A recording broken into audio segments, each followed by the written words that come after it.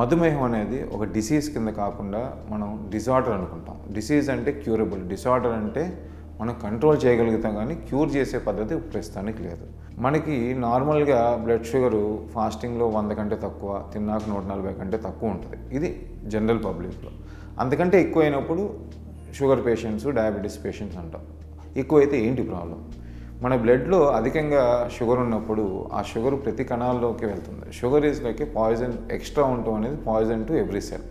So ఆ poison రక్తం వెళ్ళిన చోటంతా మనం పాయిజన్ తీసుకెళ్ళిస్తుంటే దానివల్ల వచ్చే డ్యామేజెస్ ఉంటాయి. ఫస్ట్ ఫ్రీ రాడికల్స్ అంటే డేంజరస్ పదార్థాలు ప్రొడ్యూస్ అయినప్పుడు అది ప్రతి సెల్ని డ్యామేజ్ చేస్తుంది. అదొకటి. అడ్వాన్స్ గ్లైకేషన్ ప్రోడక్ట్స్ అంటాం. గ్లూకోజ్ ఎక్కువ ఉండి అది బ్రేక్ అయ్యేటప్పుడు వచ్చే ప్రోడక్ట్స్ మీకు నరాలని, రక్తనాళాలని అన్నింటినీ చెడగొడుతూ ఉంటుంది.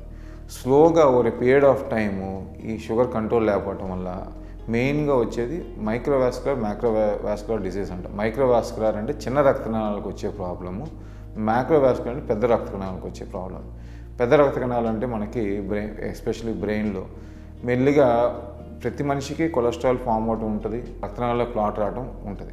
డయాబెటీస్ ఉన్న వాళ్ళకి కంట్రోల్ లేకపోతే ఈ సిస్టమ్ ఫాస్ట్ అవుద్ది. మామూలుగా 10-15 ఏళ్ళలో క్లాట్స్ వస్తే వీళ్ళకి 4-5 ఏళ్ళలోనే వచ్చే అవకాశాలు ఉంటాయి. ఇది రావడం వల్ల ఇబ్బంది ఏంటి? రక్తనాళాలు పొడిగిపోయినాయి అనుకోండి, రక్త ప్రసరణ బ్రెయిన్ టిష్యూకి ఒక సర్టన్ పార్ట్కి వెళ్ళకపోవడం వల్ల అది పనిచేయటం మానేస్తే దానివల్ల పెరాలసిస్, స్ట్రోకు ఇవన్నీ వచ్చే అవకాశాలు ఉంటాయి. మన హార్ట్ మన బాడీకి మొత్తానికి బ్లడ్ సప్లై చేస్తుంది, కానీ దానికి కూడా పనిచేయడానికి బ్లడ్ సప్లై చేయాలి. దాన్ని కొరోనరీ ఆర్టరీ సిస్టమ్ అంటాం. దాని బ్లాక్స్ ఉంటే హార్ట్కి వెళ్ళే రక్తనాళాలు బ్లాక్ అయినప్పుడు హార్ట్ సరిగ్గా పనిచేయలేదు, దాన్ని హార్ట్ అటాక్ అంటాం. హార్ట్ అటాక్ వచ్చి మజిల్ డ్యామేజ్ అయింది అనుకోండి, సరిగ్గా పనిచేయకపోతే ఏమవుతుంది?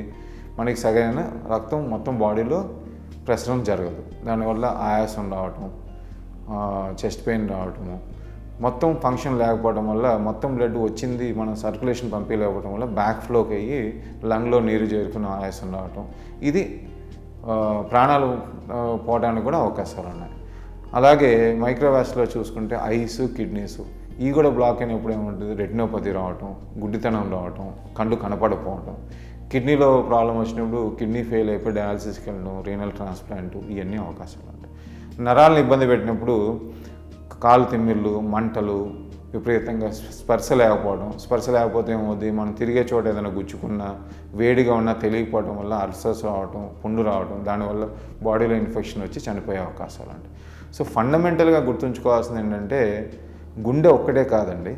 గుండెకి లాగా అన్ని అవయవాలు, మెయిన్ అవయవాలు, కండ్లు, కిడ్నీ, గుండె, లంగ్స్, నరాలు ఇవన్నీ కూడా మన మేజర్ ఆర్గన్స్. సో ఎక్కడెక్కడ బ్లడ్ వెళ్ళిందో అక్కడక్కడ బ్లడ్ షుగర్ ఎక్కువ వెళ్ళిందంటే మొత్తం డ్యామేజ్ చేస్తుంది. సో మెయిన్ ఆర్గన్ డ్యామేజ్ అయితే మన ప్రాణానికే అపాయం, ఎస్పెషలీ గుండె. ఎందుకంటే గుండె అన్నిటికంటే ముఖ్యం మన సర్క్యులేషన్ కానీ మన ఎనర్జీకి కానీ. సో దానికే సర్క్యులేషన్ లేకపోతే అది ఆగిపోయే అవకాశాలు, ప్రాణం పోవటం ఇవన్నీ ఉంటాయి. సో షుగర్ అదుపులో పెట్టుకుంటే ఈ కాంప్లికేషన్స్ మనం తప్పించుకుని ఆరోగ్యంగా ఉండగలుగుతాం.